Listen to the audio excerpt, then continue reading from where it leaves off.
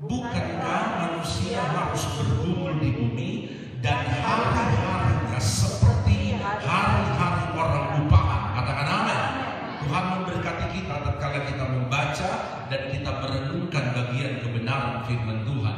Bapak Ibu saudara-saudari yang terkasih, tatkala ayat ini disampaikan oleh Ayub dalam sebuah kesadaran yang penuh tentang apa yang sedang dilewati olehnya, bahwa sesungguhnya ada fase-fase hidup yang dijalani olehnya.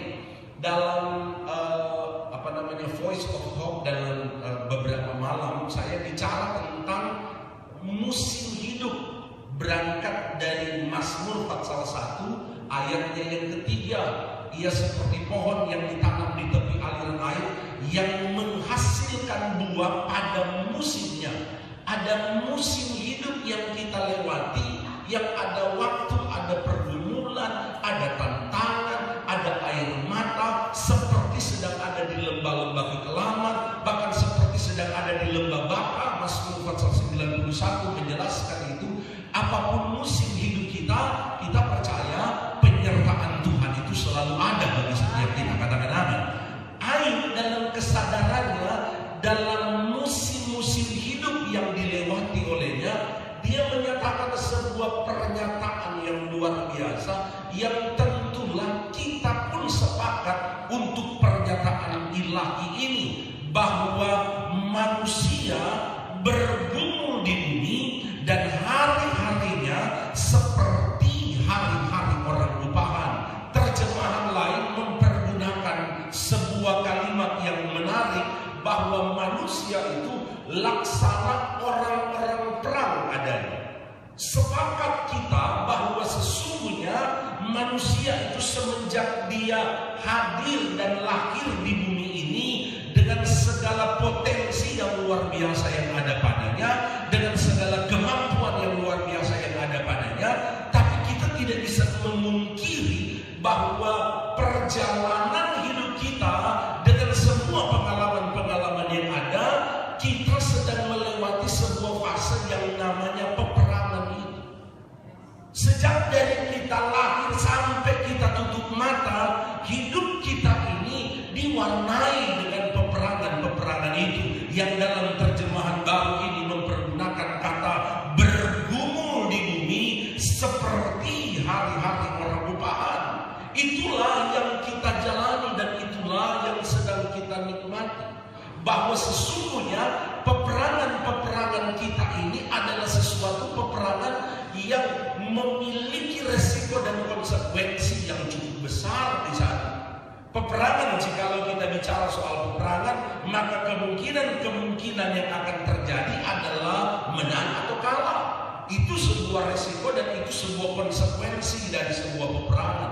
Apatah lagi tatkala kita sedang ada di penghujung akhir zaman ini, yang kita cukup tahu bersama bahwa kita sedang ada sebuah di medan peperangan yang secara terbuka. Dia bukan cuma bermain. Peperangan kita bukan cuma ada pada aspek yang biasa-biasa, tapi kita sedang naik pada aspek yang lebih luar biasa. Peperangan kita sedang masuk pada dimensi yang lebih luar biasa. Dengar jemaat Tuhan, dengar eklesia, dan seberapa banyak yang mengikuti live streaming ini. Saya mau katakan bahwa setiap kita sedang ada dalam arena peperangan. Setiap kita sedang ada dalam semua medan perang yang memang konsekuensinya adalah menang atau kalah. Tapi dengarkanlah apa yang dijanjikan Tuhan bagi setiap orang-orang yang percaya. Roma pasalnya yang ke-8.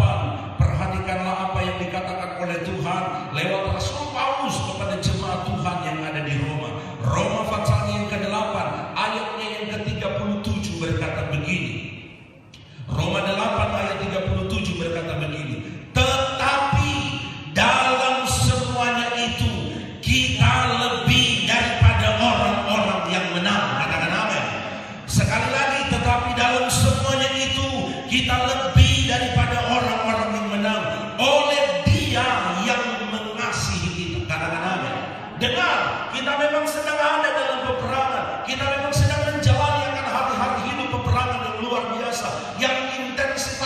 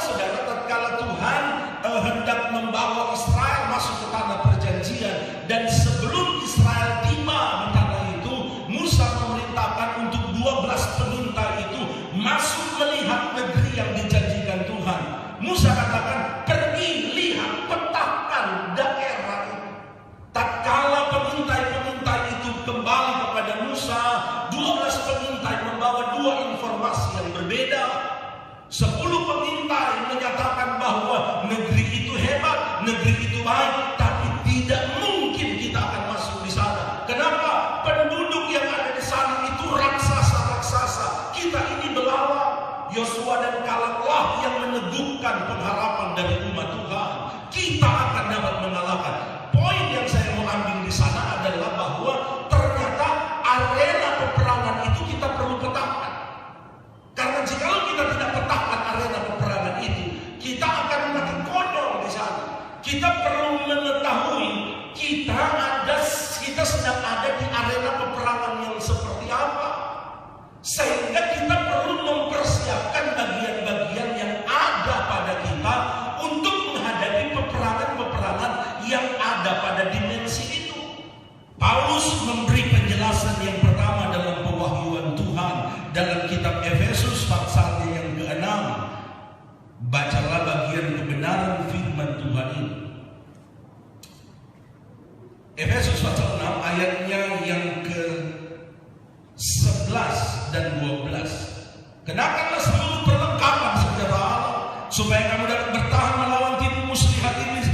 Karena perjuangan kita bukanlah melawan darah dan daging, tetapi melawan pemerintah-pemerintah, melawan penguasa-penguasa, melawan penghulu-penghulu di dunia yang gelap ini, melawan apa? Roh-roh jahat di udara. Dengar, peperangan kita yang Ali bilang bukankah manusia itu seperti orang-orang perang, seperti sedang ada dalam pergumulan. Dengar, pertama yang perlu kita pahami, kita sedang ada dalam arena peperangan pada dimensi roh.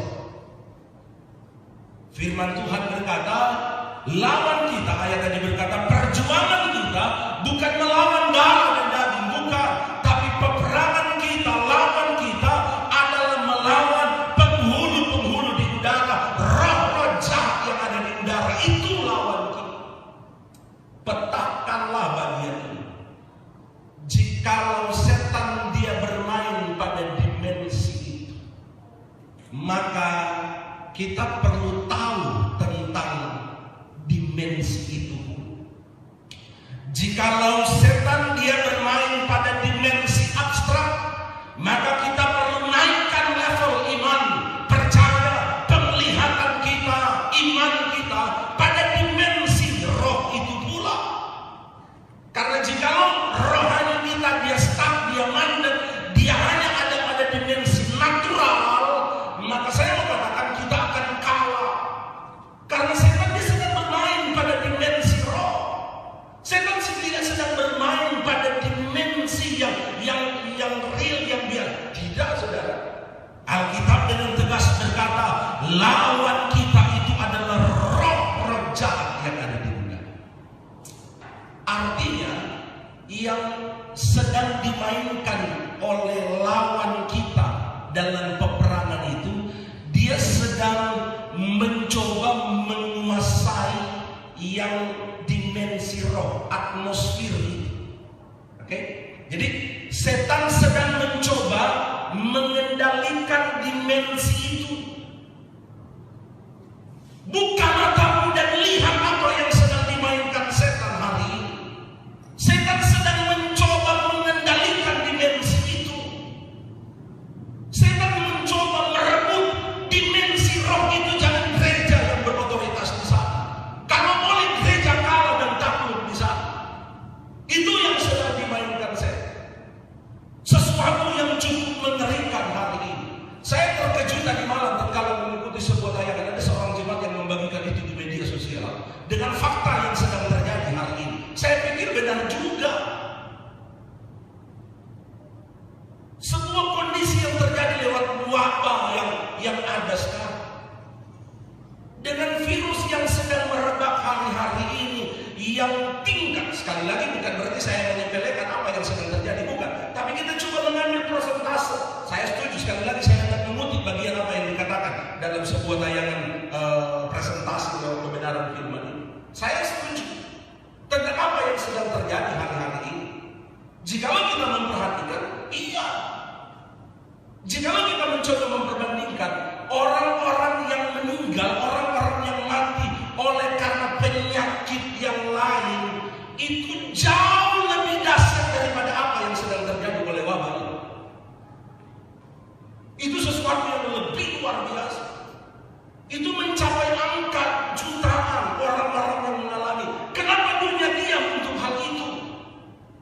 Kenapa dunia diam kalau orang pada akhirnya meninggal oleh karena sebuah kondisi penyakit kronis? Kenapa dunia tidak sesegera mungkin mengatasi persoalan itu? Karena setiap hari jauh lebih dahsyat yang sedang terjadi. Tapi kenapa dunia sekarang pada akhirnya dengan kondisi yang sedang terjadi hari ini?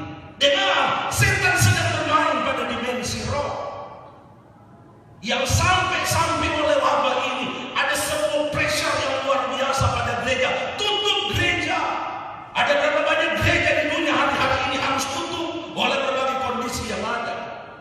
Setan sedang merebut sesuatu yang ada pada dimensi roh.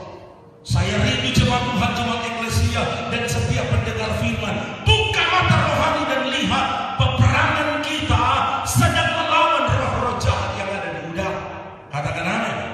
Dan kita perlu naik pada dimensi. Kita juga jangan mati konyol di sana. Tapi kita perlu menaikkan dimensi iman kita. Tadi malam dalam program Voice of Hope, saya bicara tentang orang-orang yang menikmati perlindungan, orang-orang yang menikmati perjanjian Tuhan. Sampai Mazmur pasal 1 ayat 3 itu akan terjadi. Ia seperti pohon yang ditanam di tepi aliran air, yang menghasilkan buah pada musimnya. Kalimat yang terakhir pada ayat yang ketiga, apa saja yang diperbuatnya berhasil. Itu kerinduan kita, itu doa kita. Di musim hidup yang sukar hari ini, di musim hidup yang sedang mengalami keadaan yang merosot, di semua bidang yang sedang terjadi, saya cuma mengatakan ada Tuhan yang akan terus menyatakan anugerahnya bagi kita. Tetapi jika saudara perhatikan ayat 4 pada Mazmur 4 salah satu itu, Tuhan bicara lewat pemazmur. Ayat itu berkata begini, ia bukan seperti orang fasik yang seperti sekam. Sekam, sesuatu yang ringan, sesuatu yang tidak punya bobot, sesuatu yang jikalau angin datang dia akan terbang. Kenapa? Karena dia sekam, dia tidak punya bobot, dia tidak punya kapasitas. Kita akan kalah saudara, tatkala peperangan itu sedang terjadi, jikalau kita tidak naikkan bobot kapasitas kita. Kita juga tidak ingin mati konyol tatkala sedang ada dalam peperangan ini. Yang perlu kita buat adalah naikkanlah kapasitas kita, naikkanlah bobot rohani kita, naikkanlah seluruh potensi rohani kita. Dan saya mau katakan kita akan menjadi pemenang. Bahkan lebih dari pemenang. Amin tidak? Pertama yang perlu kita petakan adalah setan sedang bermain pada dimensi roh. Waktu ini tidaklah cukup untuk saya harus menguraikan beberapa bagian, tapi sedikit tadi saya mencuplik. Saya mungkin, iya itu sudah sejak dari beberapa minggu yang lalu saya bicara bagian itu. Itu sebabnya saya agak sedikit menentang dengan apa yang terjadi, yang sedang kita tidak serta-merta. Saya bukan hendak mendemonstrasikan iman yang membabi buta, bukan. Saya dalam hal ini mencoba untuk harus mengikuti. Kita juga tidak mungkin, atau kita tidak hendak disalahkan juga oleh pemerintah tatkala kita mencoba hantam promo dengan apa yang ada. Seandainya kalau ada yang datang hari ini lalu melihat ibadah raya kita, di posisi mana mereka akan menyalahkan ibadah kita? Poin mana orang akan menyalahkan? Social distancing kita lakukan, physical distancing kita lakukan. Pada poin mana hendak kita disalahkan? Tapi sekarang kan hari ini orang takut beribadah. Walaupun cuma 5 orang di gereja, 10 orang, tetap gereja tutup. Saya telepon beberapa minggu yang lalu kepada mama, saya bilang begini, Mam, ibadah di gereja lah, walaupun yang hadir cuma orang pastori, tapi di gereja. Masa kan gereja harus ditutup? Nggak bisa, ini boleh ribut nanti. Ini bukan corona kalau begini. Kita sudah bukan lawan corona. Kalau kita sudah mulai pakai speaker. Ini yang sedang terjadi hari-hari ini. Artinya kita perlu mendukung sehingga wabah ini segera berhenti. Itu doa kita dan kita perlu mengupayakan itu. Saya terus berdoa pagi malam dalam siang tatkala ada doa dalam gerakan doa puasa. Doa saya, kalau saudara ikuti di setiap hari doa yang saya bagikan untuk menjadi pokok doa, ada doa pribadi yang saya selalu doakan, Tuhan jaga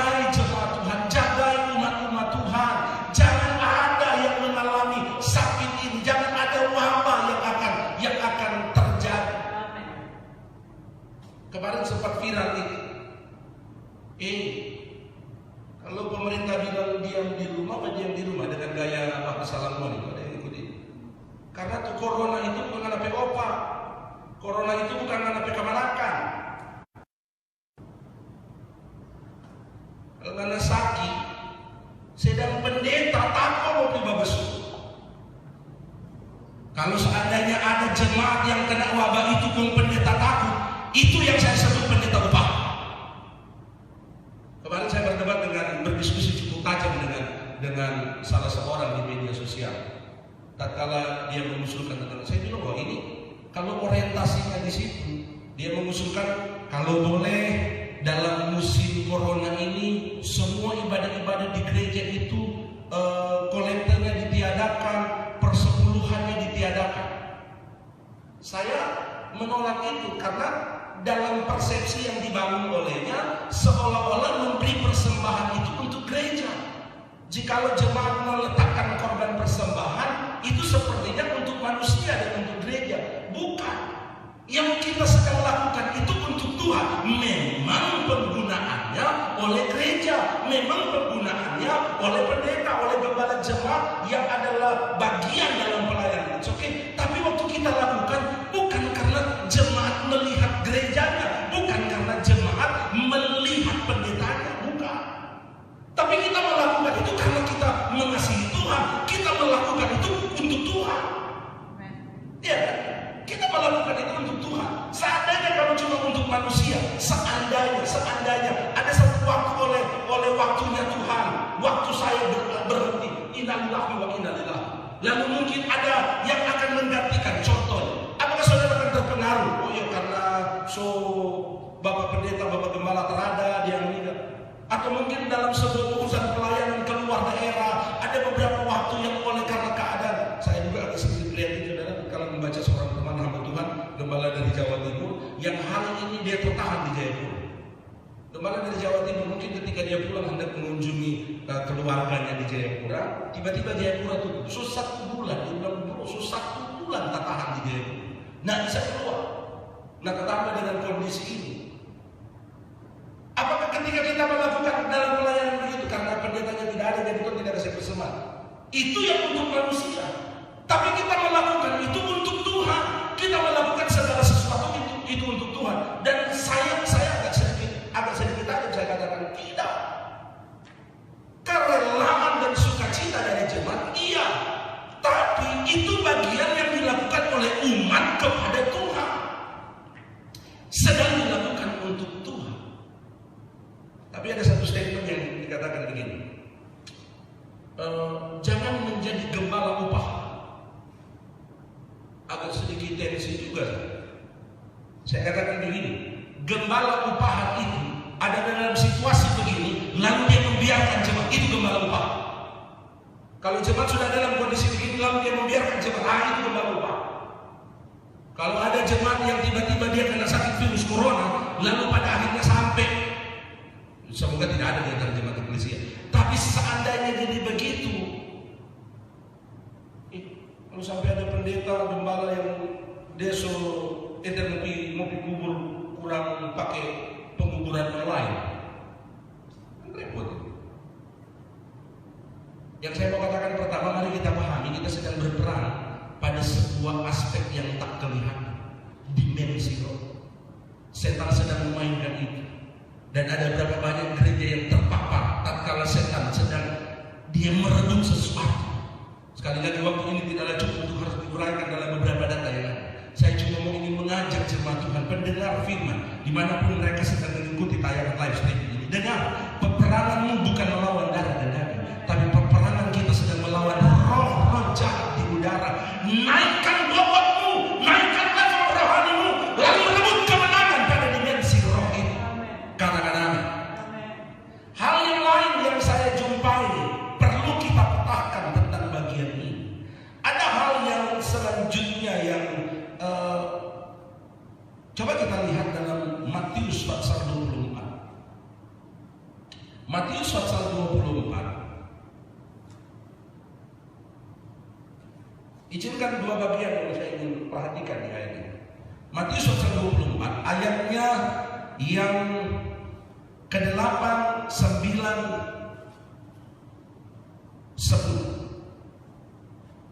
Akan tetapi semuanya itu barulah permulaan penderitaan menjelang zaman baru. Pada waktu itu kamu akan diserahkan supaya disiksa, dan kamu akan dibunuh dan akan dibenci semua bangsa oleh karena namaku. Banyak orang akan murtad dan mereka saling menyerahkan dan saling membenci. Saudara, tatkala Yesus bicara tentang kedatangan Kristus pada kali yang kedua, yang ditanya oleh murid-murid, kapan semua peristiwa itu akan terjadi? Yesus cuma berkata, perhatikan tanda-tanda zaman ini. Kalau tanda-tanda zaman ini terjadi, itu berarti waktuku semakin dekat. Itu yang diuraikan pada Fatsal 24 dan Fatsal 25. Hari Kamis dalam worship and prayer night kita sedang ada dalam pendalaman Alkitab itu. Hari Kamis kemarin saya bicara tentang orang-orang yang dimeteraikan. Siapa orang-orang yang dimeteraikan itu? Lalu orang-orang yang dimeteraikan itu akan mengalami apa? Orang-orang yang tidak dimeteraikan itu akan mengalami apa? Itu yang kita telah pelajari pada hari Kamis kemarin. Saudara, dalam khotbah Yesus bicara tentang hal-hal yang akan terjadi. Tapi dua hal yang saya perhatikan dari apa yang ada pada ayat kebenaran firman Tuhan ini. Ayatnya yang ke-10, dia berkata begini, dan banyak orang akan murtad dan mereka akan saling menyerahkan dan saling membenci. Sekali lagi, dalam sebuah gagasan yang disampaikan oleh seorang teolog, oleh seorang psikolog, dia bicara tentang bagian ini. Dan saya suka gagasan ini, bahwa menyerahkan dan saling membenci adalah sebuah kondisi yang akan mengakibatkan seseorang akan mengalami yang namanya luka hati. Seseorang yang akan mengalami luka batin. Sebuah kondisi yang pada akhirnya seseorang akan sampai pada level yang namanya luka hati atau luka batin. Sepakat untuk hal ini. Ada berapa banyak gereja yang tatkala dia masuk dalam dimensi peperangan, dia masuk pada dimensi, dia berperang tidak dalam dimensi yang langsung secara daging, tapi dia masuk pada yang di dalam. Sekali lagi saya setuju dengan sebuah gagasan teologi yang bertitik tolak dari ayat ini, bahwa saling menyerahkan dan saling membenci itu akan mengakibatkan sebuah luka hati. Dan ada berapa banyak gereja yang terpapar kalah oleh karena di sini. Ada berapa banyak keluarga-keluarga yang sulit terpulihkan karena di sini. Yang bukan tidak ada makan, bukan tidak ada minum, bukan tidak ada berkat, bukan. Tapi di sini yang namanya luka hati. Dan setan akan terus mempermainkan luka hati itu. Sebab kita melangkah untuk mencoba menyembuhkannya, setan akan tahan kita. Jika luka hati itu disebabkan oleh seorang sahabat, maka waktu kita berupaya melangkah untuk menyembuhkan luka hati itu, setan akan memainkan di pikiran kita tentang dia telah melakukan hal yang paling buruk dalam hidup kita. Dia telah melakukan sampai kita menahan diri. Iya ya, kebangetan dia, terlalu dia. Akhirnya kita terus memendam luka hati itu. Kita terus membiarkan luka batin itu menggerogoti kita. Dan kita tidak pernah maju, kita tidak. Itu peperangan yang sedang terjadi. Ada berapa banyak hamba-hamba Tuhan, ada berapa banyak gereja Tuhan, ada berapa banyak pelayan-pelayan ada dalam bagian ini. Beberapa waktu yang lalu saya sempat sentil bagian ini. Termasuk ada berapa banyak gembala-gembala, mereka luka hati dengan sesama gembala yang lain. Melayani ya. Tapi kalau ada anggota jemaat A atau anggota jemaat yang di sini, tiba-tiba si gembala yang dari sana dia datang busuk sampai pada akhirnya dia luka hati, melayani. Dan setan akan terus memupuk luka hati itu. Dengar, kita harus memenangkan peperangan itu sehingga kita benar-benar akan melihat Allah yang dahsyat dan luar biasa akan mendemonstrasikan hal-hal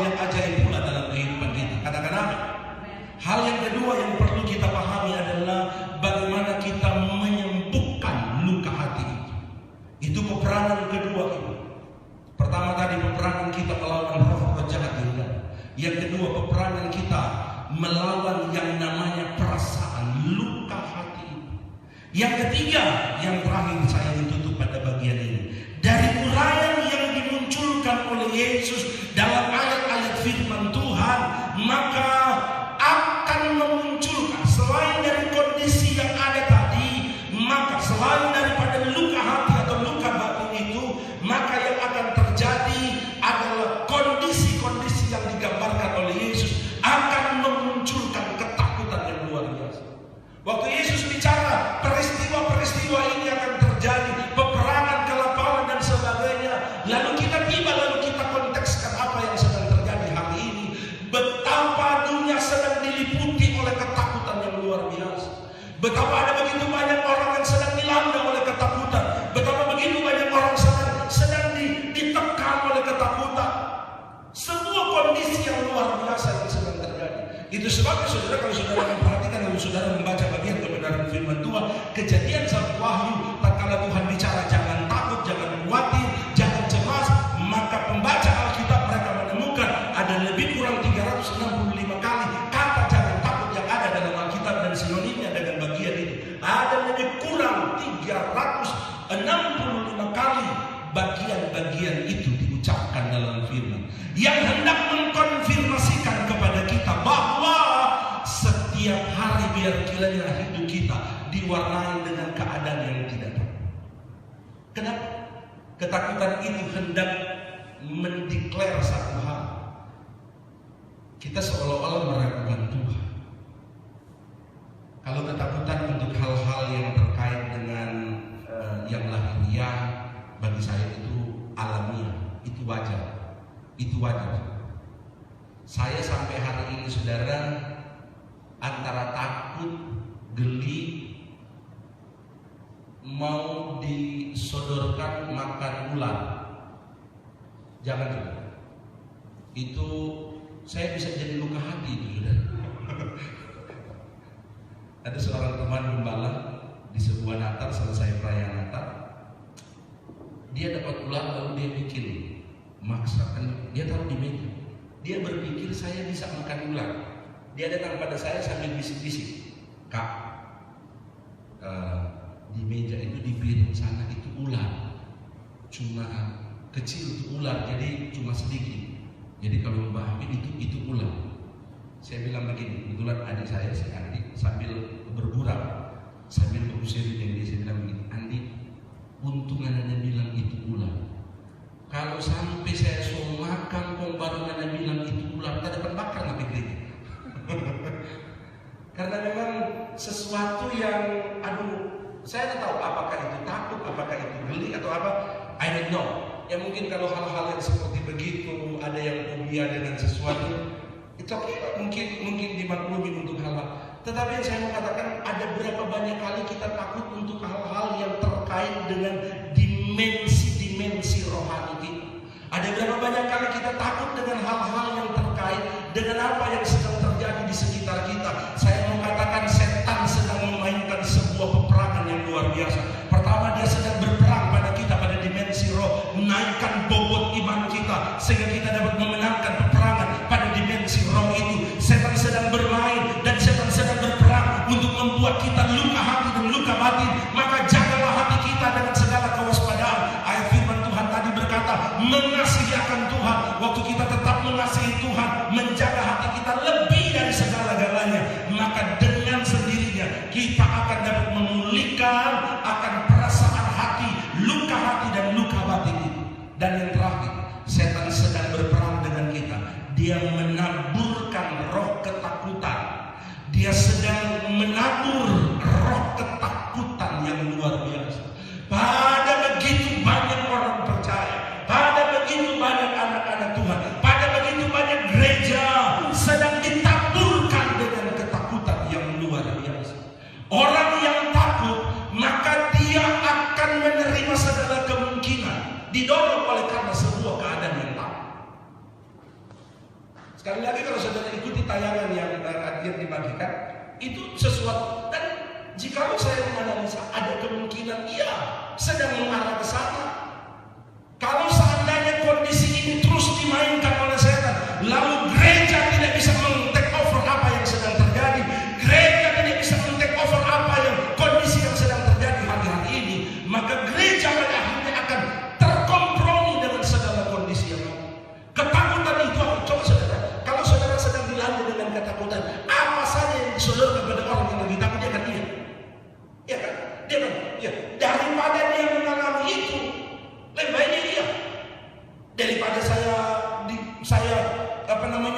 terus dirundung dengan ketakutan itu. Maka saya mengatakan kita perlu menyadari bahwa setan sedang memainkan peperangan ini. Roh ketakutan ini sedang ditabur oleh setan. Dia tabur. Kalau seandainya keadaan ini terus terjadi, yang beberapa minggu yang lalu saya sempat katakan begini, dalam pemahaman teologi saya seperti melihat ini seperti gerbang memasuki era baru. Gerbang memasuki era baru, masa pemerintahan antikristus yang tinggal sebentar lagi. Kenapa? Dengan keadaan ini saudara, maka dengan sendirinya yang sedang terjadi hari ini, budaya baru itu sudah tercipta. Suka tidak suka, setuju tidak setuju, hari ini budaya baru sudah tercipta. Dan itu dalam tempo yang sekejap, itu dalam tempo 1 bulan, budaya baru melanda seluruh dunia. Yang sedang terjadi kan hari ini seperti itu. Dulu kau sahabatku, kalau kita ketemu bukan cuma jabat tangan, cipika-cipikilan. Oh, tapi sekarang tarada. Rasa-rasa satu rumah kalau boleh mau jabat tangan dia. Saya mau katakan kepada saudara, itu sebuah kondisi yang memang sedang terjadi. Dan ketakutan ini sedang melanda. Kalau seandainya gereja tidak bisa men-take over bagian ini, maka pilihannya cuma itu. Kalau untuk bagian ini, sekali lagi bukan berarti kita harus buat perlawanan, bukan. Dijauhkan Tuhan. Kalau saya sedang mengajak untuk buat bukan, kita harus mengikuti. Itu sebabnya saudara, saya mencoba dari tadi malam, tatkala saya sudah mengambil keputusan sejak dari Jumat malam, saya berpikir seperti apa pola ibadah hari ini. Cuma saya berpikir mungkin ada strategi yang lain. Tatkala tadi malam Ibu Gembala kami pulang, lalu kami diskusi, mungkin ada strategi yang lain mungkin yang perlu kita coba. Ada usulan untuk kalau boleh begitu jangan 2 kali ibadah, bikin 3 kali ibadah supaya benar-benar penyebaran itu terjadi. Artinya jemaat tidak berkumpul dalam satu waktu. Berbagai pola akan kita upayakan. Sekali lagi yang saya mau katakan kepada saudara, bukan berarti kita harus langsung serta-merta, oh Tuhan penjaga kita, Tuhan pembela kita, pokoknya atau ibadah saja lalu melanggar. Bukan itu yang saya maksudkan, bukan. Tapi yang perlu kita buat adalah mari pahami di setiap bagian yang sedang terjadi, kadang-kala setan sedang menabur ketakutan. Setan sedang taruh ketakutan. Hari ini yang sedang terjadi adalah setan mulai mengganggu iman kita. Kondisi ini sedang terjadi. Usahamu bagaimana? Bisnismu bagaimana? Keuanganmu bagaimana? Masa depanmu bagaimana? Itu yang setan sedang mainkan. Kita mulai sedikit.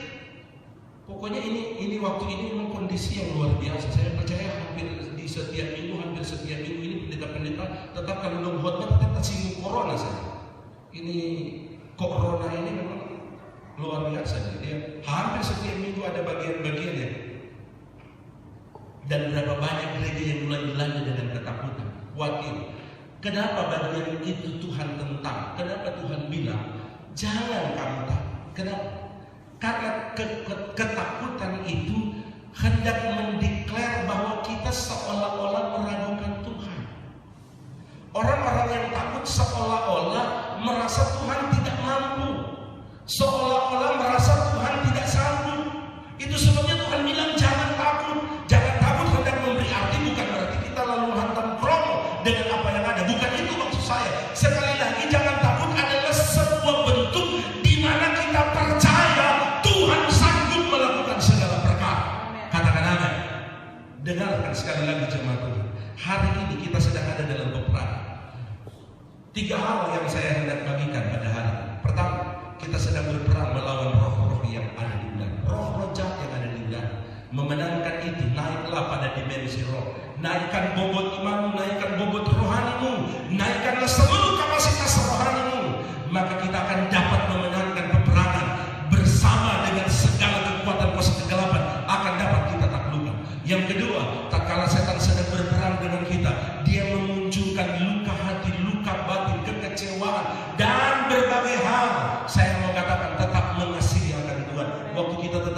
muliakan Tuhan. Kasih itu akan mengalir dalam kehidupan kita, maka akan membuat kita mengalami pemulihan yang luar biasa. Yang ketiga, lawanlah roh ketakutan yang sedang ditaburkan oleh setan. Setan sedang menabur ketakutan dalam berbagai hal. Lawan itu sambil tetap mempercayai, dengan tetap mempercayai. Kita punya Tuhan yang hebat, kita punya Tuhan yang luar biasa. Saya ingin tutup dengan dua hal yang ada pada kebenaran firman Tuhan. Pertama, Keluaran 14 ayat 14 berkata begini. Keluaran 14 ayat 14 bilang begini. Lihat ayat ini. Keluaran 14 ayat 14 dia berkata begini. Tuhan akan berperang untuk kamu dan kamu akan diam saja. Katakan amin. Dengar, peperangan kita yang Ayub bilang tadi, bukankah manusia itu seperti orang-orang perang? Saya mau katakan, apapun peperangan yang sedang kita hadapi, ada pada dimensi roh peperangan itu, ada pada dimensi luka hati, ada pada dimensi ketakutan yang sedang dia mainkan. Dengar, Tuhan bilang begini, Tuhan akan berperang untuk kamu dan kamu akan diam saja. Yang terakhir, Mazmur 108, lihatlah ayat ini. Mazmur 108 ayatnya yang terakhir, ayat yang ke-14, dia berkata begini. Dengan Allah, Mazmur 108 ayat 14, dengan Allah akan kita lakukan perbuatan-perbuatan gagah perkasa, sebab Ia sendiri akan menginjak-injak para lawan kita. Katakan haleluya. Tepuk tangan yang paling meriah bagi Allah kita yang luar biasa. Dengarkanlah jemaat Tuhan, peperangan yang sedang kita hadapi hari-hari ini. Tuhan bilang, aku akan berperang untuk kamu. Jangan takut, jangan khawatir, jangan cemas. Saya mau katakan, ada Tuhan yang akan berperang untuk kita. Dia akan lindungi kita, Dia akan bela kita. Mungkin hari-hari ini keuangan, ekonomi, usaha kita sedang ada dalam keadaan yang stuck dan berbagai hal sedang terjadi. Mungkin itu yang sedang menyebabkan kita takut. Saya mau katakan dalam nama Yesus, ada Tuhan yang akan berperang untuk saya dan saudara. Katakan amin. Naikkan level rohani kita, lalu songsonglah kemenangan yang Tuhan sediakan dan yang Tuhan janjikan bagi setiap kita. Sekali lagi katakan haleluya. Sekali lagi dengan keras katakan haleluya. Mari kita berdiri bersama-sama. Angkat kedua tangan saudara. Saya mau berdoa untuk kebenaran firman yang telah diperdengarkan bagi kita. Saya